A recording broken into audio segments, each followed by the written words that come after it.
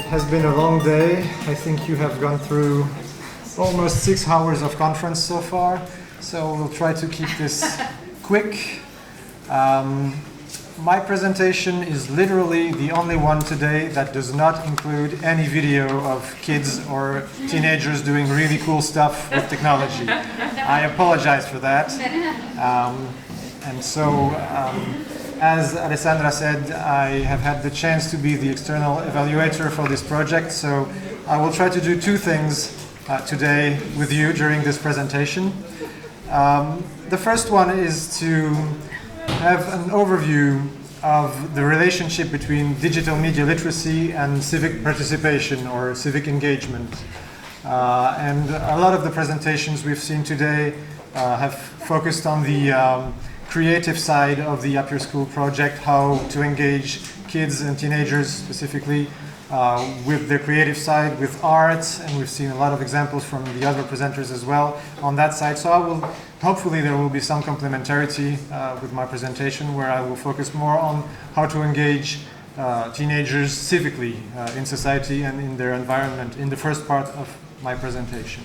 In the second part of the presentation, I will focus on the feedback that the teachers who completed the digital ateliers as part of the Up Your School project gave. And I will try to answer the 3 following questions. Excuse me. The first one will be, what kind of skills did the students who participated in the ateliers make use of in these ateliers? The second one will be, what kind of outcomes did the ateliers yield? And the third one will be, how did the digital ateliers produce these outcomes? So it will all be a matter of looking at the inputs of the digital ateliers in terms of skills of the students, the outputs, the outcomes, the results, and finally the process, how did the ateliers come about to produce these outcomes? And then a word of conclusion. Excuse me. So, digital media literacy and civic participation, that will be the first part of the presentation. And I want to start by having a look at the overall goals of the Up Your School project. This is a rephrasing of the goals as they appear in the initial project. The project was meant to value the media literacy competences of students developed out of school and bring these competences inside of the school context, to promote their engagement in active citizenship and creativity, through the development of digital ateliers. And as I said, most of the presentations today focused on the creativity side, so I will focus on the active citizenship side of things in the project. So when you look at the literature, what has been written on the relationship between digital media and civic participation and young people, you can make 2 kind of statements. The first is that there are a lot of theories out there, a lot of conceptual work out there that describe the relationship between civic engagement and digital media, and a lot of enthusiasm regarding digital media and how it can promote active citizenship or civic engagement. So there are a lot of theories. When you look at the results of research, the empirical results, how civic engagement can be measured in relationship to the use of digital media, the results are not so abundant. They are actually pretty scarce because, basically because this is a difficult topic to measure. This is a difficult issue to address in research. How do you measure civic engagement? How do you measure the influence of digital media on civic engagement is something that is difficult to evaluate. And us researchers tend to focus on what is easy to evaluate instead of what is interesting to evaluate, and so we end up measuring easy stuff, as I will show you in a few minutes. So a word on theories first, and then a word on empirical results next. There is a huge amount of literature that points to the strong potential of digital media towards the development of a more democratic, more participative, more inclusive society. This has been going on for decades, from the invention of the internet. That has been, it has been announced as the advent of the knowledge society, of a more democratic society, and so on. There is a huge enthusiasm towards the potential of digital media in those directions.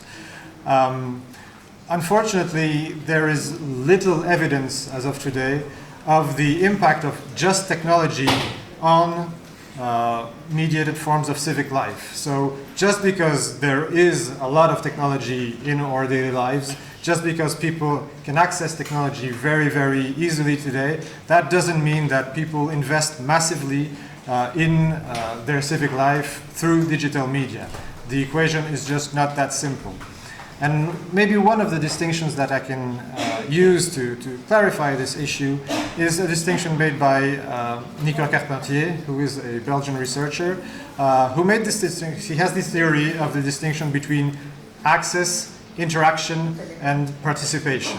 And participation is the ultimate goal here, so how to get people to actually participate in society.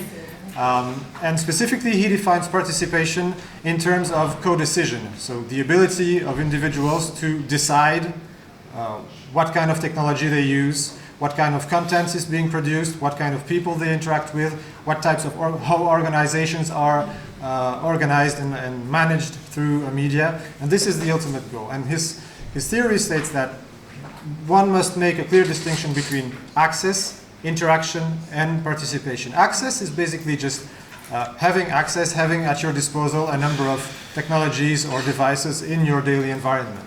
So having access to a smartphone, having access to a digital TV subscription, for example, having access to newspapers, that will be in the terms of access. Access is, of course, a basic requirement for the two next steps. So interacting with media requires access. You cannot interact with people or interact with content online or in analog media without having access to these media. That goes without saying. And then, of course, interaction is a requirement for participation. And so one must be able to distinguish between these three things: access, interaction, and participation. And again, the fact that people have access massively to digital technology today doesn't mean that they are necessarily going to interact with this technology, and even lesser so that they will be able to participate in their civic life through technology.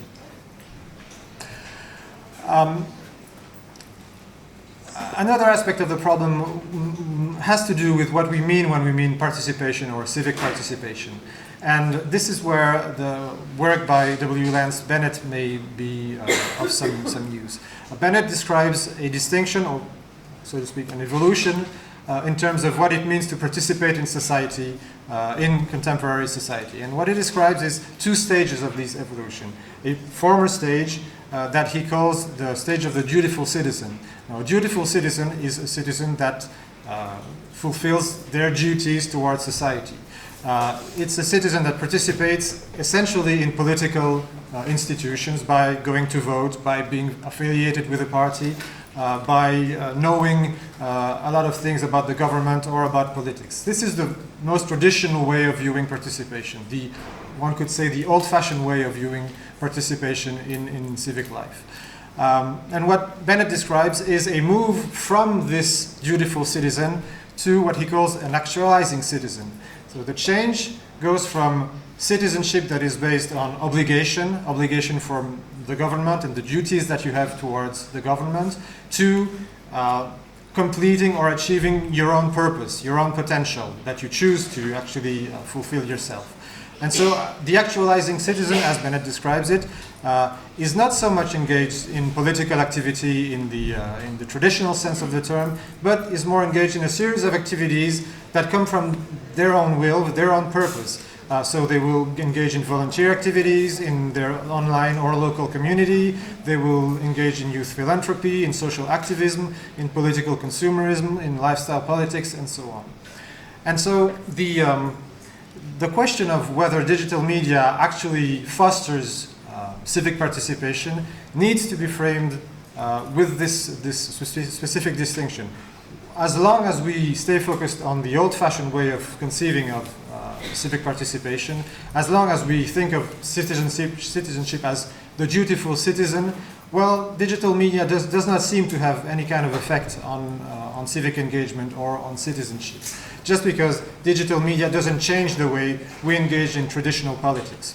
But if we look at the actualizing citizen, then it becomes clear that all of these practices, like philanthropism, social activism, volunteer activities, and so on, these are the activities that actually rely more heavily on the use of digital media. And these are the activities that are somehow at the intersection between participation into civic life and self-realization. So that is contributing to your community, just to give one example, and realizing yourself, realizing your own purpose in life. So this is just a few words on the relationship between civic participation and digital media. It's not a straightforward relationship, as I hope I have shown in a few minutes. There is some kind of connection, there is some kind of potential link between the use of digital media and civic participation, but there's probably a missing piece. And I will argue that one of these missing pieces that can connect digital media and civic participation is media literacy. I was very happy, I don't know where he is now, Bruno, to see Bruno reference media literacy in his own talk. I was surprised it wasn't more talked about in the other presentations, because to me the Up Your School project is very much a media literacy project, even though it's not specifically advertised as a media literacy project. In the way I view it, the Up Your School digital ateliers are a way to bring students from the simple access to technology, so having access to a smartphone and using it in the most basic ways, to participating in their civic lives, participating in their communities in various and different ways. In a way, the Up Your School digital ateliers are a way for the students to actualize their citizen identity and to become actualizing citizens. So I want to say a few words about what I mean by media literacy, and Bruno has addressed the topic very briefly in his talk. So I want to start from the definition, the most basic definition of media literacy, the one that you will find in most textbooks, the one that dates back from the early 90s, that was written by Of de Heide. That says media literacy is the ability of a citizen to access, analyze, and produce information for specific outcomes. These three elements, access, analyze, and produce, are the three elements that you find in most definitions of media literacy. There have been dozens of variations of this definition, but all of them always include these three things: access technology and media, analyze, understand, and evaluate technology and media, and produce and create your own media productions. But this is not what I want to focus on here. There are two other words that are important in this definition. The first word is ability. Media literacy is about abilities, so it's about what individuals are able to do. It's not just about making people do something once, it's about teaching them how to do things so they can be autonomous with media and technology, and so they can develop their own uses in the future. You may remember the old saying, if you give a fish to a man, he will eat for one day. If you teach them how to fish, they will eat for all their life. Well, to a great extent, media literacy is about teaching kids how to fish, teaching kids how to use media and technology in autonomous and socialized and critical and creative ways. So it's about abilities that go beyond just a simple one-shot practice. And it's about citizens. This version of the definition of media literacy specifically points to citizens and draws an explicit link between media literacy and citizenship, which I think is very, very important. Two other ways of defining digital media literacy. This first one I borrowed to Renee Hobbs. And again, in her definition, she defines media literacy as 5 different types of skills, and the 3 first are the first ones I just showed you. It's access, analyze and evaluate, and create. Well, create in this case instead of produce. So it's finding and using media and technology, it's comprehending messages and using critical thinking to analyze message quality, and it's composing or generating content using creativity and confidence in self-expression. But Hobbs adds 2 other components to her definition, and these are reflect and act. And both of these components point to active citizenship. Again, reflect means applying social responsibility and ethical principles to one's own identity and lived experience, and communication, to one's experience, to one's communication and conduct, behavior and conduct. And acting means not just acting in the most basic way, but acting in society, working individually and collaboratively to share knowledge and solve problems in different types of communities. So in both of these definitions, there is a strong link between media literacy and active citizenship. A third perspective on this issue is one that comes from Henry Jenkins and his colleagues, who talks about participatory culture, and he defines participatory culture as a culture in which there is a relatively low barrier to artistic expression and civic engagement. And he identifies three potential problems with participatory cultures. One of them, again, is the participation gap. So how to make people to participate in society. And what he points to is the unequal access in terms of opportunities, experiences, skills, and knowledge that will prepare youth for full participation in the world of tomorrow. Again, we draw a direct connection between digital media, participatory culture, and digital and media literacy, as a matter of fact. The answer to these three problems, the participation gap, the transparency problem, the ethics challenge, the answer that Jenkins and his colleagues point to are what he calls new media literacies. And he has a set of 11 new media literacies. I will not go through each and every of the 11 in the list.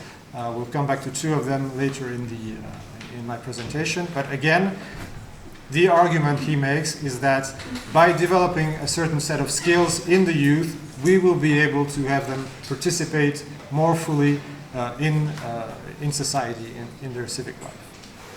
So this gives you a very, very fast overview of how one can draw a connection between digital media, media literacy or digital media literacy, and civic engagement and participation. That's for theory.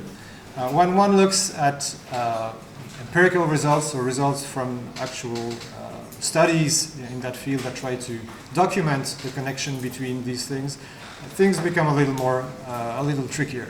The first problem is that most of the results we have concentrate on measures of intentions or self-reported behaviors. So we have a number of surveys. I will show you just results from 4 different surveys that point to a relationship between media literacy and civic engagement. But most of these are just measures of intentions and self-reported behaviors. That is, you ask students if they intend to engage into different types of civic activities, if they think they have some media literacy skills, and you draw conclusions of a connection between the two based on what they say, but not based on what you observed or on what you saw. So a first study by René Hobbs again and a few colleagues focused on high school students. And the 4 variables that I'm talking about here are self-reported variables. And they were able to do a survey on these high school students and to draw connections between the intent to participate in civic engagement and a number of things that are related to the media. So they asked students whether they had positive or negative attitudes about the news by asking them a set of questions related to the news. They asked them if they thought they had a certain number of media literacy competences. They asked them if they had video pre-production experience. And they also asked them whether they intended to participate in civic engagement activities in the future. And in their survey, there is a link between the two. So the people who have the most positive attitudes, who have the most competences and the most experience in video pre-production experience, do intend to participate in civic engagement. Again, it's just intentions and nothing else. René Hobbs and Hans Martens, a Belgian colleague, surveyed 400 high school students who participated in a media literacy program that they had designed. And they measured 4 different variables: their motives towards information seeking, their knowledge of the media, and their skills in terms of analyzing the news.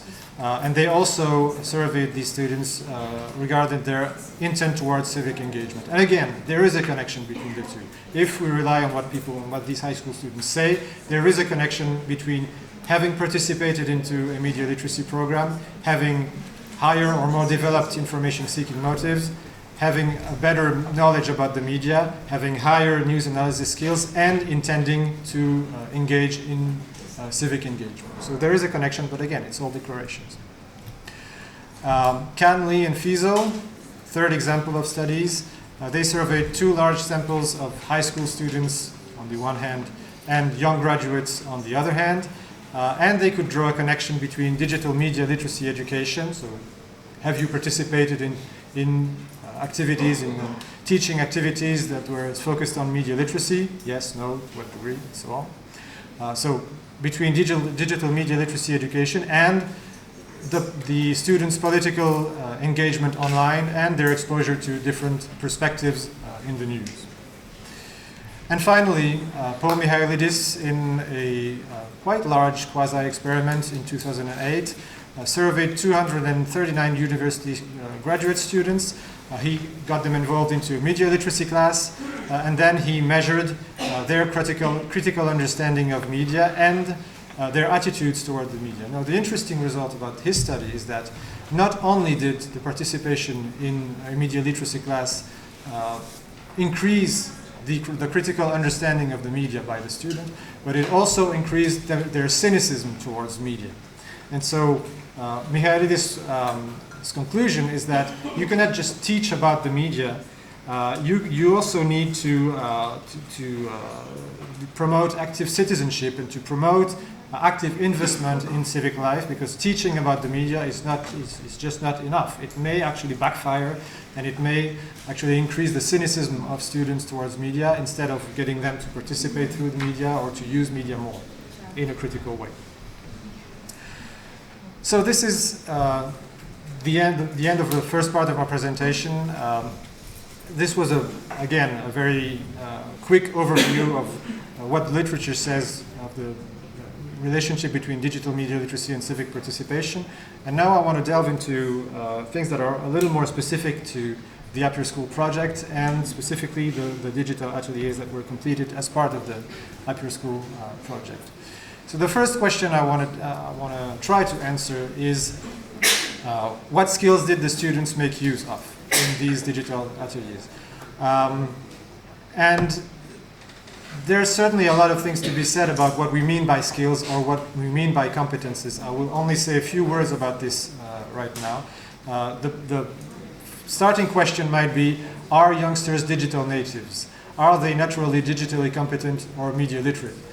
So the notion of digital native, which is slowly aging now, that was coined by Mark Prensky a few years back, stems from the idea that just because, again, youngsters have access to technology, just because they have had access to technology their whole life, they will be skilled and competent with technology by nature.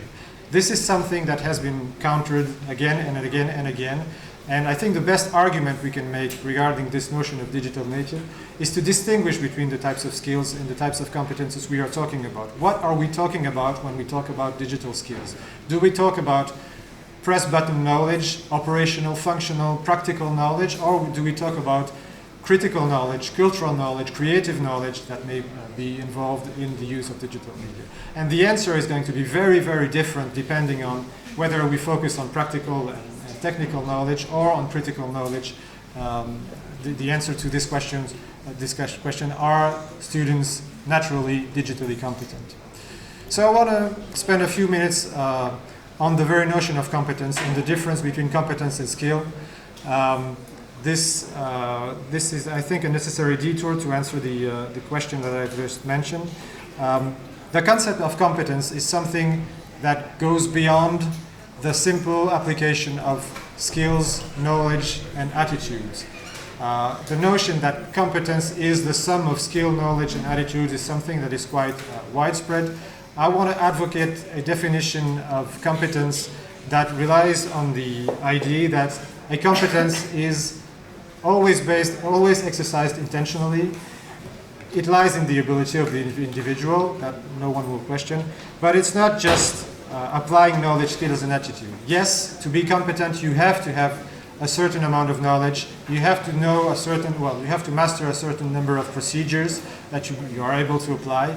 You have to have some attitudes, in this case towards media, but it's not enough.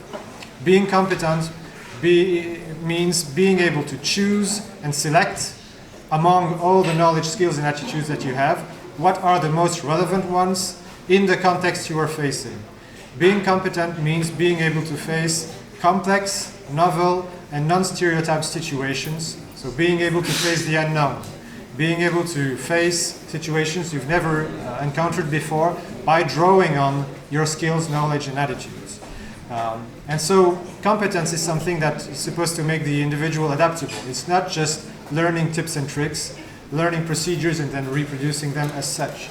So when I talk about competence, I do talk about something that is complex, that has to do with being able to invent new practices, selecting and combining knowledge and skills that you already master, something that is not learned as is, and that helps you face novel, non-stereotype situations. So I make the distinction between competence and skill or capacity. A skill or a capacity is something that is simple, it's not complex.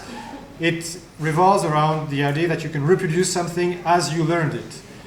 So it's about applying a predetermined procedure as you have learned it, and applying it to a situation that you already know. And the distinction between the two is, I think, very important when we're trying to determine whether students are digitally competent or not.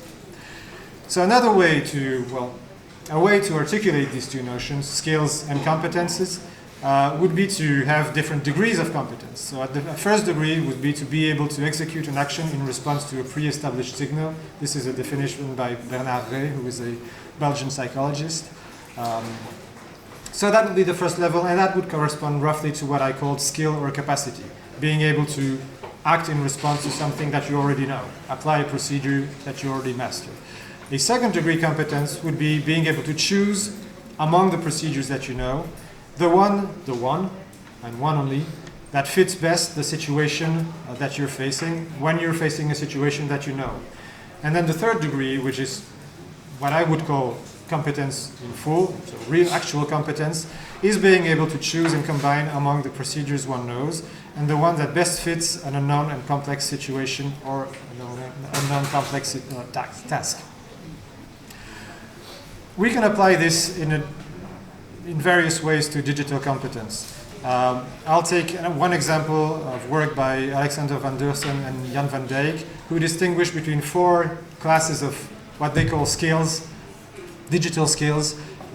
So they distinguish between operational skills, formal skills, informational skills, and strategic skills. Operational skills is the most basic level. It's just button knowledge, being able to open a computer, use a mouse, and click with the mouse and do a basic search with a search engine maybe. Formal skills are the abilities related to navigating the web, understanding the formats of the web, the hyperlinks, how to follow links on the web, and so on. Information skills means being able to search, select, process, and evaluate information. And finally, strategic skills means being able to use digital media to fulfill your personal and professional goals. So I can group this into the 3 levels that I told you about. First level, first degree competence, second degree, and then third degree. And again, when we ask ourselves, are students digitally competent? Well, in terms of operational skills, and this is what Van Deursen and Van Dijk found in their research, in terms of operational skills, the answer is pretty much yes. So in terms of press button knowledge, practical knowledge, technical knowledge about the media, the youngsters are pretty much competent, but as soon as you start climbing the ladder of complexity, as soon as you go from operational to formal to informational to strategic skills, the answer is increasingly no. Just mastering the technical operation of digital media doesn't mean that you can access and select and evaluate information. It doesn't mean that you can put your different skills to use in strategic ways. So, back to the digital ateliers and the way they draw on skills or competences of the students who participated in them. This is my pathetic attempt at representing the digital ateliers in a graphical way, and I apologize for my lack of abilities in that domain. So the digital ateliers is basically gathering a group of students and a teacher and having them work together in the school context, in the general context of the integration of the ICT in schools. basic assumption of the digital ateliers is that they should be participatory. As Alessandra reminded us this morning, students are expected to be inventors, to be researchers, to be artisans, and to be the actors of the project. Another basic assumption of the digital ateliers is that students come to school with a certain baggage of technical skills or ICT skills. And I call them skills for a good reason, because I think that what the digital ateliers draw upon in terms of what students bring to the table are really capacities or skills, not necessarily competencies. So they are mostly technical skills that they already master. But the goal is to push them towards competence, so to bring them from skills to competence and to being competent as using digital media in their active citizenship. And so, in a way, the digital ateliers are both integrative and formative. I will say a word about this, what I mean about integrative and formative. Integrative in the sense that the first question is, what do the youth bring to the digital ateliers in terms of their extracurricular abilities? And we are talking here about digital or ICT-related skills, so their basic abilities with technology.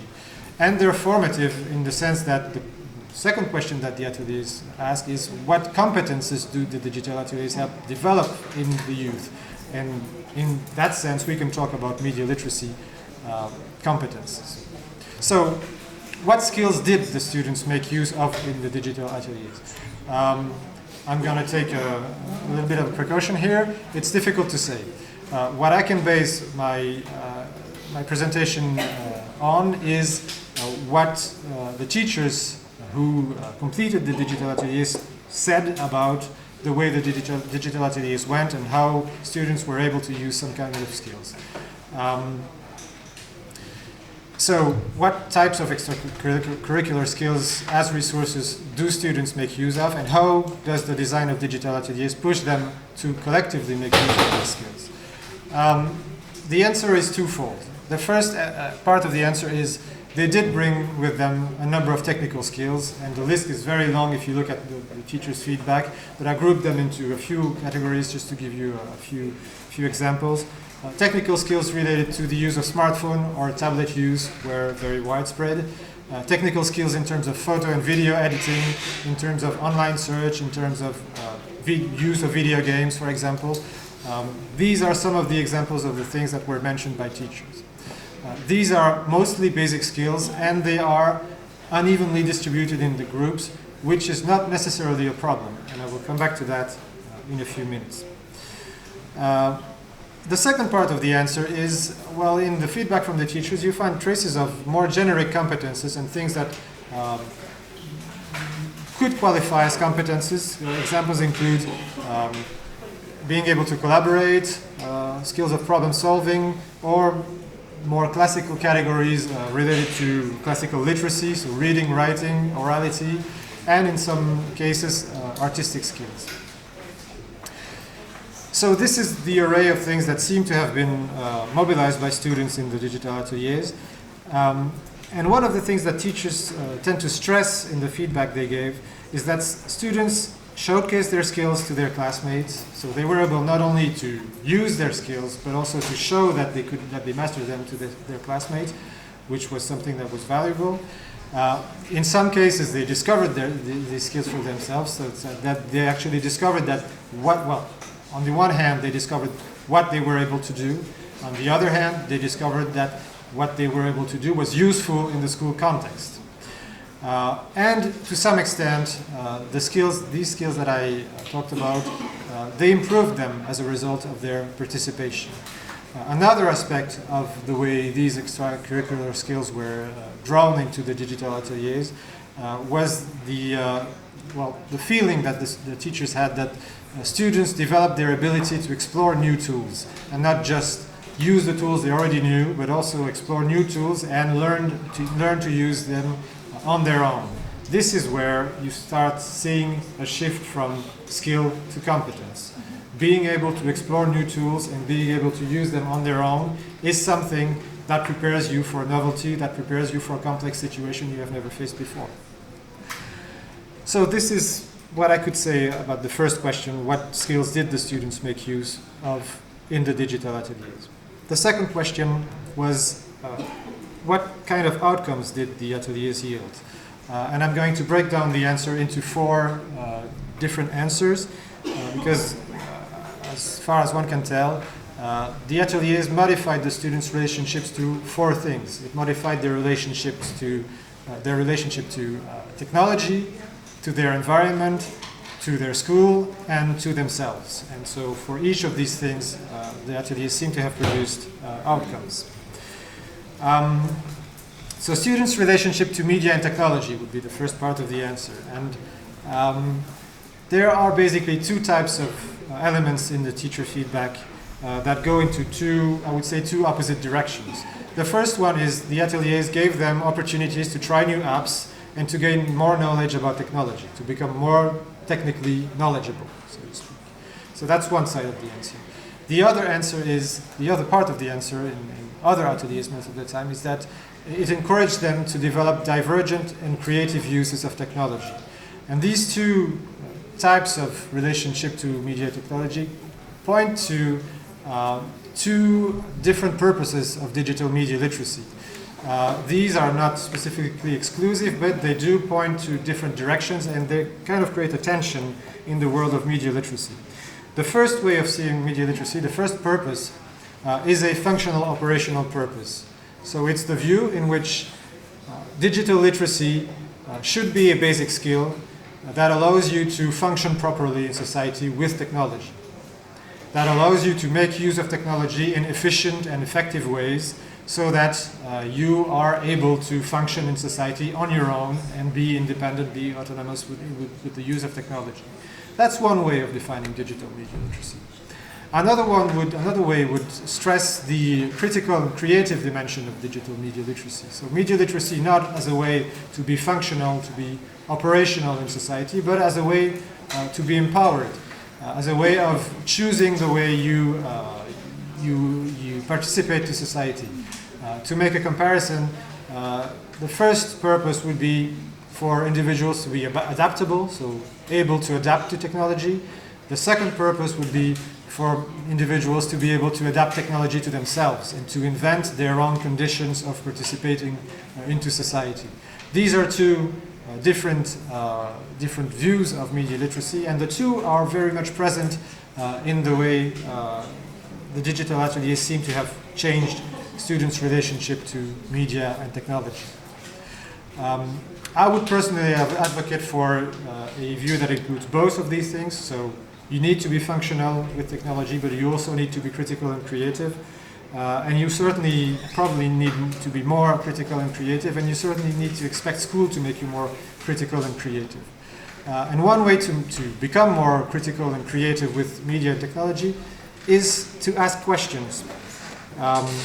The way that the digital ateliers is grounded into questions that students must ask themselves in order to explore their relationship to technology is really a central component to the whole Up Your School project. What I have here up on this slide are the 6 so-called signpost questions that were put forward by Carrie Bazalgette in the 80s in a series of reports for the British Film Institute. These are among the oldest conceptual tools that we have in media literacy to teach and to educate the youth when it comes to media. These signpost questions are coupled with key concepts like agencies, categories, technologies, languages, audiences, representations. The idea here is that media literacy should teach students to ask critical questions about media and technology. So, who is communicating and why? What type of test am I reading or am I producing? How is it produced? With what techniques? How do we know what it means? What kind of languages does it use? Who receives it and what sense do they make of it? How does it represent its subject? Are all key questions that were perfectly valid in the time of mass media, but that are still valid today.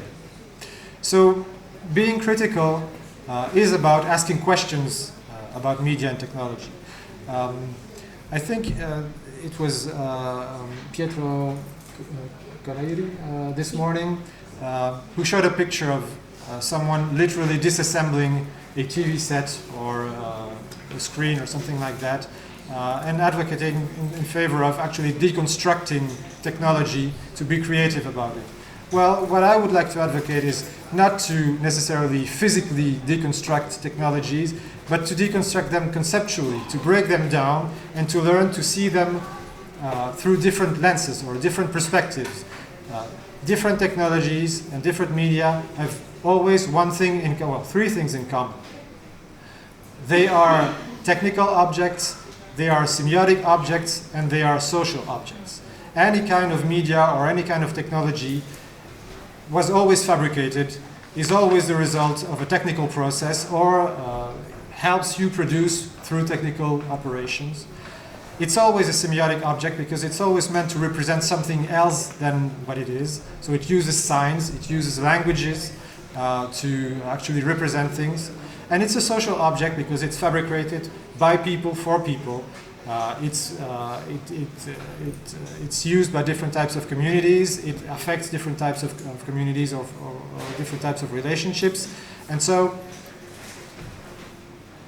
being media literate, being digitally literate, is very much about being able to see media and technology through these different lenses, through the technical lens, through the semiotic lens, through the social lens, or applying these different questions that I was showing just earlier. I see time going flying by really, so I'm going to skip a few slides on technical, semiotic, and social objects. Doesn't really matter here.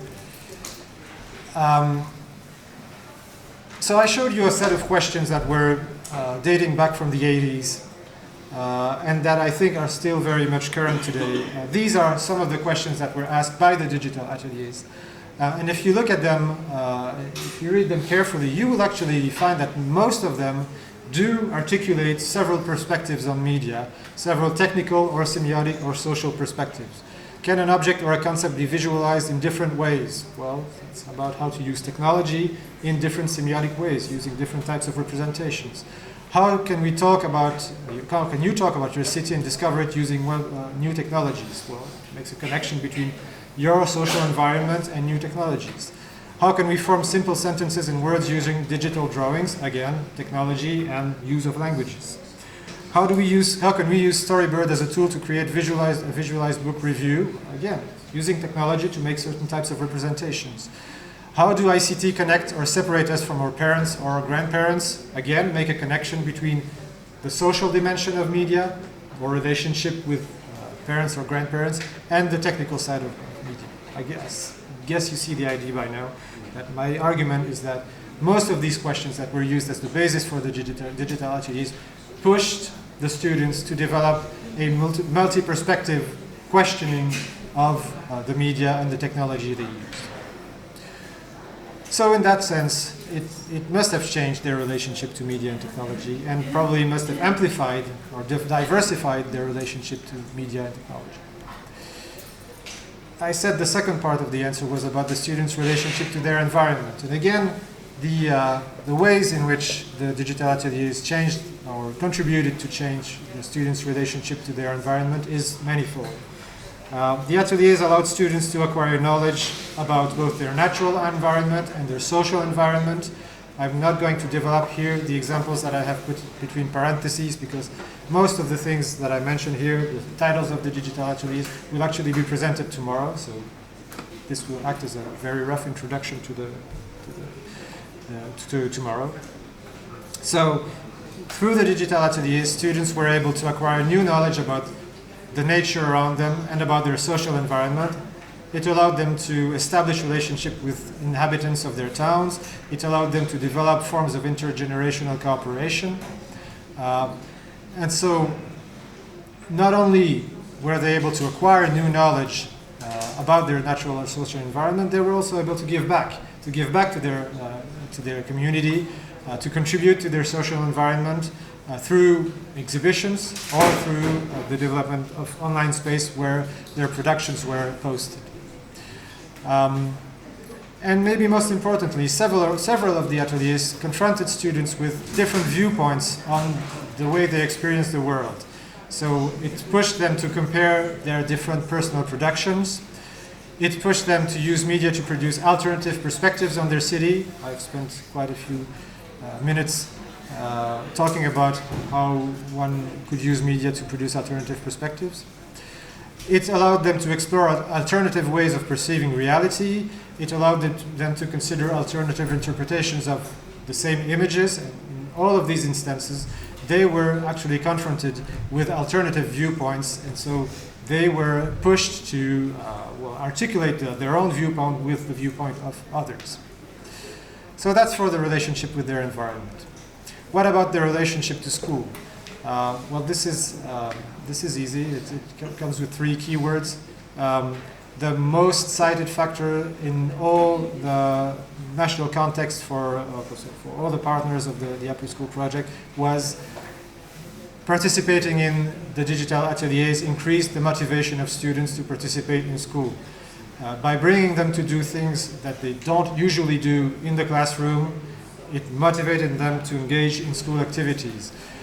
This increase in motivation, in some cases, also came with surprise. So some students at least were surprised that they were asked to do some things that were really usually not required to do in the school context, and in some other cases with confusion. Can we actually do these things in the school context? Seemed to be a question that remained in their thoughts. And finally, the ateliers changed the students' relationship to themselves in different ways. They received opportunities to express themselves and to explore their own identity by producing representations of themselves and discussing them with their peers. Opportunities to experience the pride and pleasure of personal success, especially for students who were not necessarily accustomed to success in school. Opportunities to question their own beliefs when they were confronted with alternative perspectives, as I was mentioning earlier. And finally, opportunities to explore their own identity. So, third and last question, and I'm running a bit behind. I hope this is not a problem. I said I would keep this short, and I did not keep up the promise. I'm sorry. How did the digital ateliers come to produce these outcomes? 4 things. 1, motivation. When students are motivated, they participate, and when they participate actively, well, it's an important factor of success of the atelier. Second factor, highlighting and promoting creativity. Much of the day has been dedicated to the notion of creativity today. The digital ateliers both promoted and highlighted the creativity of students in very different ways, from asking them to produce digital artifacts, to produce physical artifacts, or to produce a combination of the two. The QR code atelier that was just presented right before my presentation is a very good example of going back and forth between material production and digital production. A number of digital ateliers also stress the connection between digital production and art. And finally, a number of digital ateliers stressed the importance of developing divergent uses of technology and not just the habitual use of technology. Third, group work seemed to be an important factor in the success of the ateliers, group work or peer work. And in an interesting combination, the fact that students were asked to work in group and that their skills, their technical skills, were not evenly distributed among them actually caused them to develop peer learning and peer mentoring behavior. So the fact that some were more experts than others caused them to become experts within the group and to teach the others how to develop these skills. So the uneven distribution of skills within the groups was actually an advantage instead of a difficulty. And in some cases, it actually helps some shy students that do not usually take their place in the classroom to actually reveal themselves.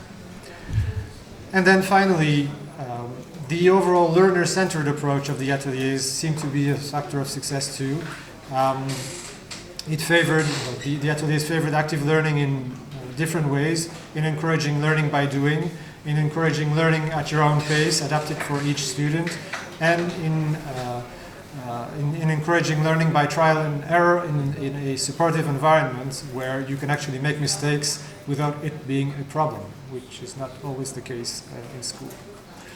Finally, the fact that the learning situations were authentic also opened up a space for discussion about the students' environment, which seemed to be a factor of success too. I will leave it at that for today. I just wanted to conclude this presentation by a reference to a paper by Paul Michailidis again and Benjamin Tevnin, who argued that the connection between media literacy and engaged citizenship was for media literacy to push students to become critical thinkers, agents of social change, and creators and communicators. I think that in the examples we've seen today, by pushing students in the ateliers to develop multiple perspectives on media and technology, by contributing to their social environment and learning more about their social environment, and by producing both in the digital and in the material realm, the Up Your School project is an important initiative that makes this connection between media literacy and engaged citizenship. I thank you for your attention.